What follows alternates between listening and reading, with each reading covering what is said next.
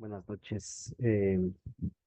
Vamos a presentar el PEA de la materia de control de pozos con el ingeniero Juan Carlos Sauz. Me llamo Marcelo Ramos, cuarto nivel paralelo de la carrera de petróleo. Vamos a hablar sobre el descontrol de pozo Macondo de Horizonte Profundo. Descontrol de pozo Macondo en el Golfo de México. Vamos a hacer una introducción. El 20 de abril del año 2010 ocurrió una de las peores tragedias ambientales humanas de la historia moderna del Golfo de México. 66 kilómetros de la costa de Luisiana fueron contaminados de un derrame de petróleo del pozo exploratorio Macondo 1. Este evento, conocido como el desastre de, de Water Horizon, que era la plataforma, ¿no? Involucró a grandes empresas multinacionales petroleras como BP, Exploración y Producción, Transocean y Halliburton, que dejó consecuencias devastadoras a nivel humano, ambiental y económico. Este pozo está ubicado a unos 1.500 metros de profundidad en el Golfo de México. Tenía como un objetivo evaluar y explorar reservas de hidrocarburos en aguas ultra profundas. Un proyecto exploratorio operado por British Petroleum. La perforación estaba a cargo de la plataforma semi-sumergible de Water Horizon, propiedad de la empresa Transocean. La operación desde el inicio del proyecto estuvo complicada, ¿no? Eh, Tenía complejidades propias de la perforación en aguas adentro del entorno, por el entorno marino. Estas características combinadas con un cronograma ajustado, muchos días de retraso y limitaciones presupuestarias generaron tensiones en la toma de decisiones operativas en el manejo del pozo, por lo cual terminó en una tragedia sin precedentes. Vamos a mencionar un pequeño contexto de los acontecimientos que sucedieron. El pozo estaba retrasado por 43 días, ¿no? Había mucha presión sobre los empleados.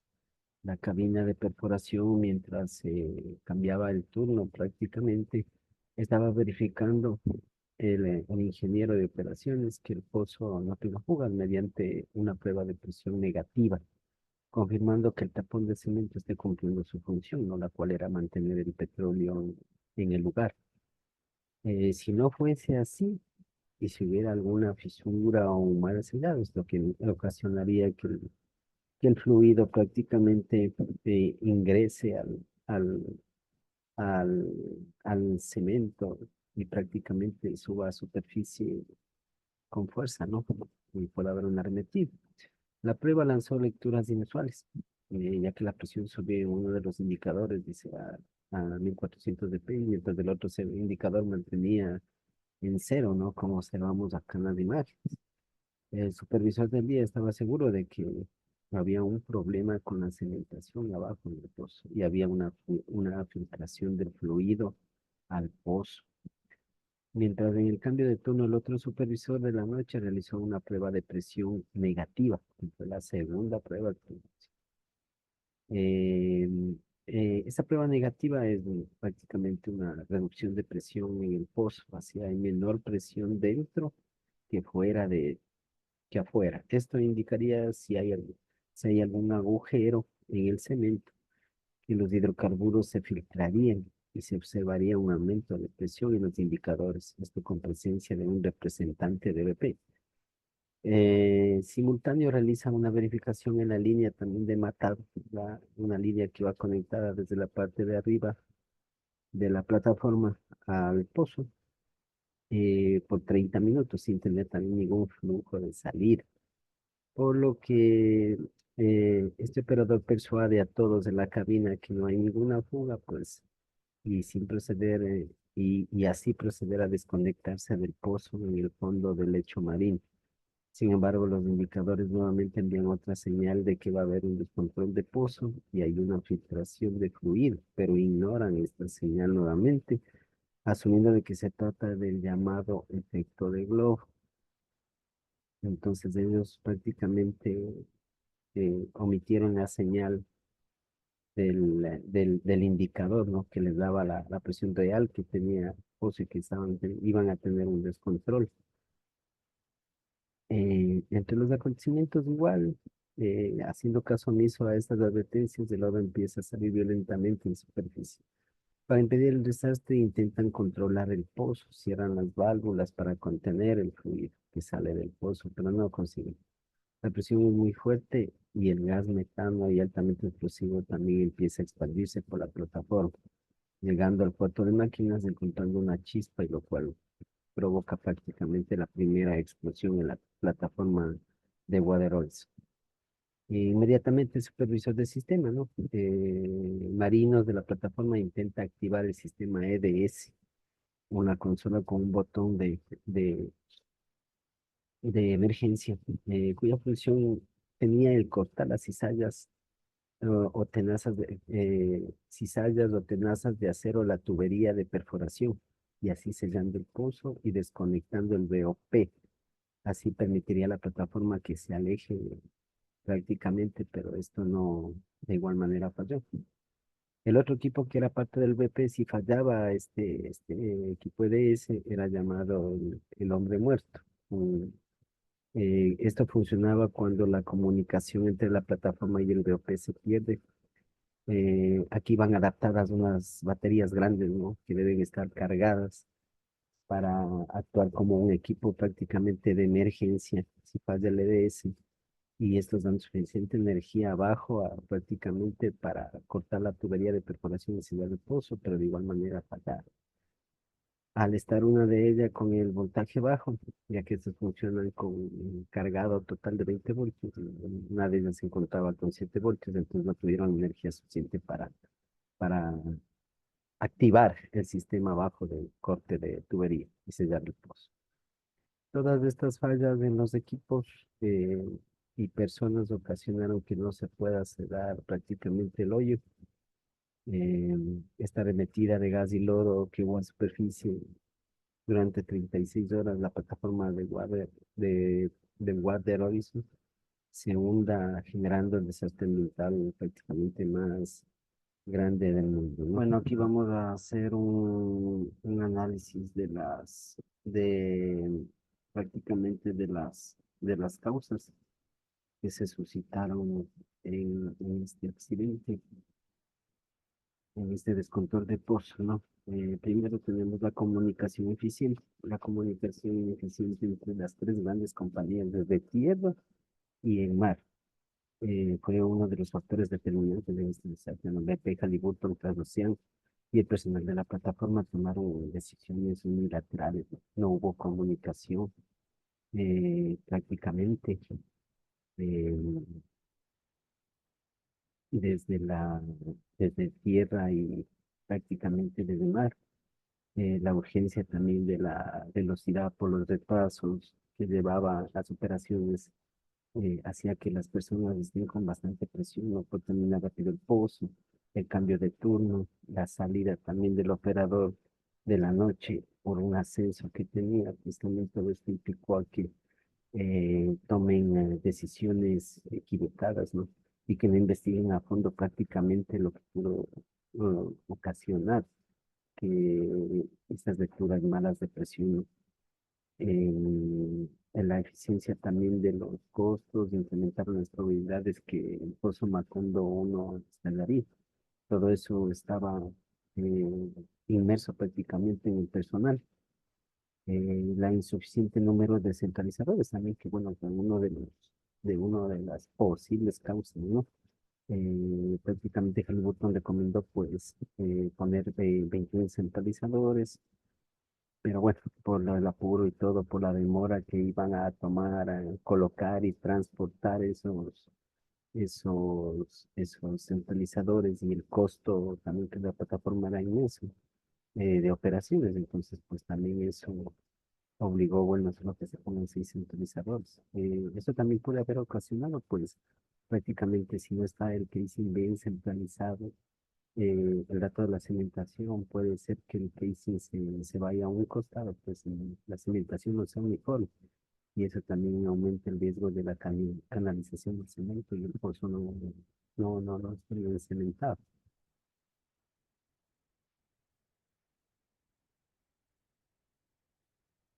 Otra de las cosas también, y las principales, el cemento que no cumple las propiedades, con las propiedades. El cemento utilizado, el Ice Flow, y suministrado por la empresa Halliburton también falló en cerrar correctamente el pozo.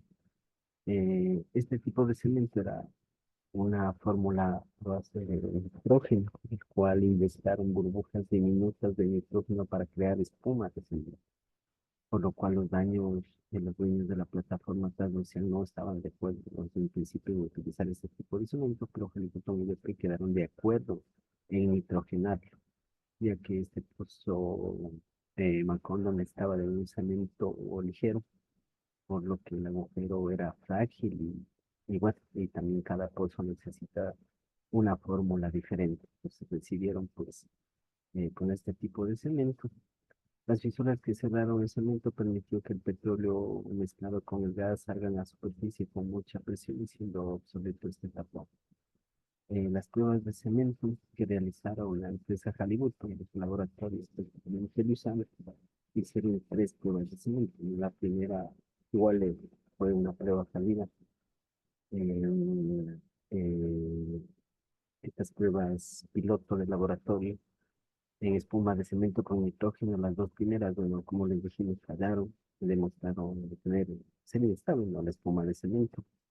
No avisaron prácticamente a la ADP el dato que hicieron ya las pruebas.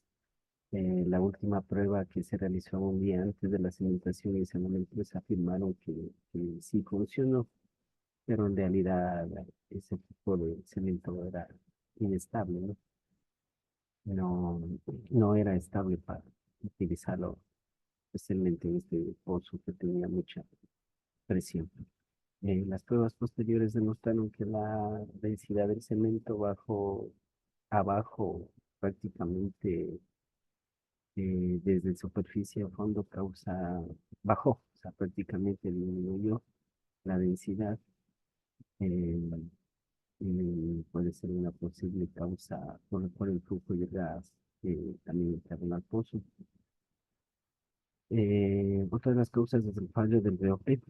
Prácticamente, mientras había un flujo incontrolable de petróleo y gas ascendiendo a superficie con mucha presión, este equipo de seguridad, el Preventor, es un tapón prácticamente enorme, ¿no? De 16 metros de altura, no se supo. La desconexión de emergencia no funcionó.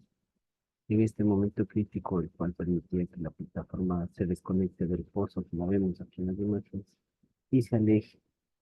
Investigaciones igual posteriores identificaron problemas en su diseño y problemas mecánicos, ¿no? En sus componentes, fallando en un 50% a un coste del tubería.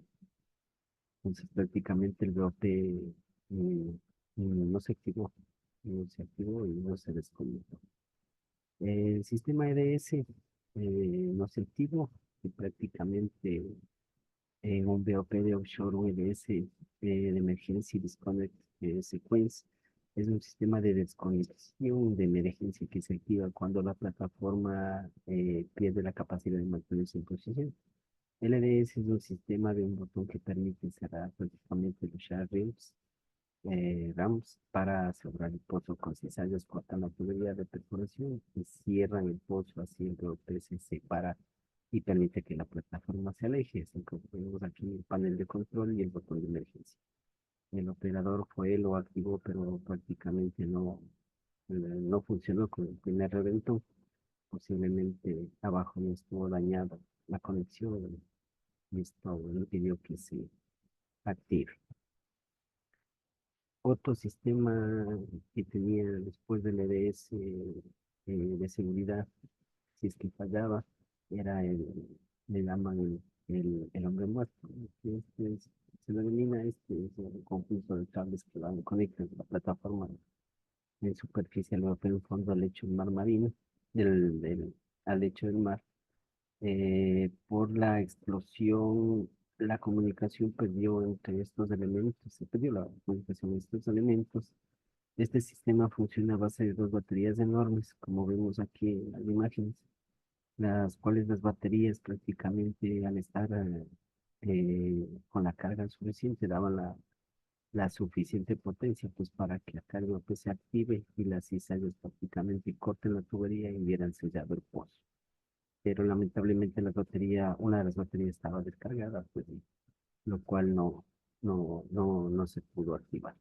Aquí vemos también el modelo del BOP que era que se utilizó en el pozo offshore en Macondo 1 y también un esquema del pozo, ¿no?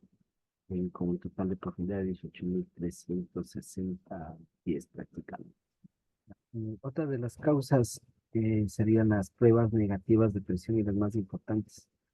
Las pruebas negativas de presión para verificar la integridad del cemento y que no tenga ninguna filtración o otros resultados anómalos, que fueron ignorados y descartados como errores operativos por el equipo de BP. Se realizaron dos pruebas no negativas e incluso por la línea pequeña de marcado durante 30 minutos, sin recibir retornos de fluidos, lo cual arrojó un resultado de 0,6 en los indicadores, por lo que confundió más al personal, asumiendo que se trataba del efecto de globo, por lo que decidieron continuar con la desconexión de la plataforma del pozo, pero el oil y el gas salieron antes de la superficie.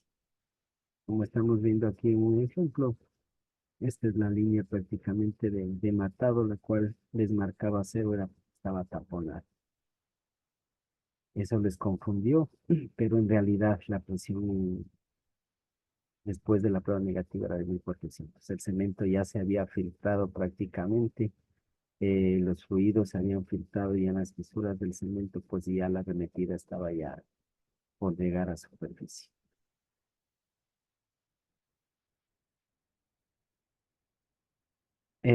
Vamos a explicar el efecto de globo. El efecto de globo es un fenómeno asociado con la compresión de fluidos o gases atrapados en el espacio anular de un pozo. En el caso del desastre del horizonte profundo, se asumió erróneamente que la presión detectada en las pruebas de presión negativa estaba causada por el efecto de globo, lo que llevó a una mala interpretación de los indicadores. Básicamente, cuando un fluido comprimido en el espacio anular se libera o se redistribuye, puede dar lecturas anómalas de presión que parecen estabilizarse durante la prueba en el curso. Los ingenieros atribuyeron estas lecturas de este fenómeno en lugar de reconocer que había un flujo no controlado de hidrocarburos hacia el pozo. Esto contribuyó a que no detectaran la pérdida de integridad en las barreras del pozo, permitiendo que el gas y el petróleo aceleraran, lo que eventualmente causó la explosión y el derrame. Las consecuencias del desastre de todas estas causas fueron las pérdidas de vidas humanas. En este inicio del desastre, lastimosamente se perdieron 11 vidas humanas, 17 personas salieron heridas. El incendio y destrucción de la plataforma prácticamente. La arremetida ocasionó una explosión con el gas que se expandió y buscó una chispa, pues en la sala de máquinas la encontró, pues realizándose prácticamente la explosión y luego el hundimiento prácticamente de la plataforma 2 días después, ¿no? Prácticamente el 22 de abril, como una pérdida económica enorme. El derrame de oil en el mar, como podemos observar también, se liberaron aproximadamente 4 millones de barriles de petróleo al océano durante 87 días, convirtiéndose en el peor derrame de petróleo que haya existido en la historia de los Estados Unidos. En cuanto al impacto ambiental, el petróleo afectó un área más de 180.000 kilómetros, con miles de kilómetros de costa contaminados en los estados de Luisiana, Mississippi, Alabama y Florida. Daños a los ecosistemas, muerte masiva de la vida marina por intoxicación, muchas especies de flora y fauna perdieron sus hábitats, así como el daño de los ecosistemas que aún no se han recuperado también en su totalidad. Las pérdidas económicas fueron grandes. La industria pesquera turística y de recreación sufrió graves afectaciones debido a la contaminación. la pérdida de empleos. Muchas comunidades costeras dependientes de la pesca y el turismo también enfrentaron crisis económicas por el derrame que hubo y la contaminación de las aguas. Las enfermedades también ¿no? estuvieron expuestas. Los trabajadores de la limpieza y residentes reportaron problemas respiratorios, enfermedades en la piel, todo esto relacionado a al derrame prácticamente, a los químicos y dispersantes que se utilizaron. Los pagos millonarios por la limpieza, BP asumió gastos superiores a 65.000 millones de dólares en compensaciones, limpiezas, dispersores de químicos, limpieza manual y mecánica en las costas afectadas. Demandas legales también que no se hicieron esperar, pues BP enfrentó demandas de multas históricas, acordó pagar un 18.7 mil millones como parte de acuerdo legal con el gobierno de Estados Unidos y los estados afectados. En conclusiones, la mala cementación del pozo con el tapón que no soportó la presión del fluido y causó grietas combinadas con la interpretación errónea de las pruebas de presión negativa dejó vulnerable prácticamente el pozo, el hoyo. Esto demostró la importancia de establecer protocolos estrictos y de verificar la integridad de las barreras de seguridad. La presión por reducir costos también y tiempos operativos tuvo consecuencias fatales, decisiones como simplificar la cementación o ignorar señales de alerta del ingreso de fluidos al pozo. La mala interpretación de los manómetros no contribuyeron al desastre del Golfo de México. El BOP diseñado para detener el flujo descontrolado no funcionó debido a los problemas técnicos también no detectados previamente. Esto puso en evidencia la necesidad de inspecciones regulares, mantenimiento y riguroso y redundancia en equipos críticos. La falta de entrenamiento y comunicación eficaz también fue un factor clave entre los operadores prácticamente y las empresas, tanto en mar como en tierra, y las malas decisiones tomadas. La presión del pozo y el fluido en superficie, combinado con el gas que salió con fuerza y se expandió en la plataforma, dejaron ineficiente al equipo y control de OP y provocaron la explosión y hundimiento del horizonte profundo, combinado con la falta de los sistemas de activación de pozo, como el EDS y el hombre muerto. El pozo Macondo fue sellado permanentemente el 19 de septiembre del 2010, 5 meses después de la expulsión de la plataforma de Water Horizon, que ocurrió el 20 de abril de ese mismo año. El proceso para el sellado incluyó múltiples intentos de técnicas como la inyección de lodo pesado, la colocación de campanas de contención que inicialmente no lograron tener el flujo de petróleo, pero finalmente se logró con una inyección de cemento a través del un pozo de alivio, ¿no? Sellando la base del pozo de forma definitiva. Gracias.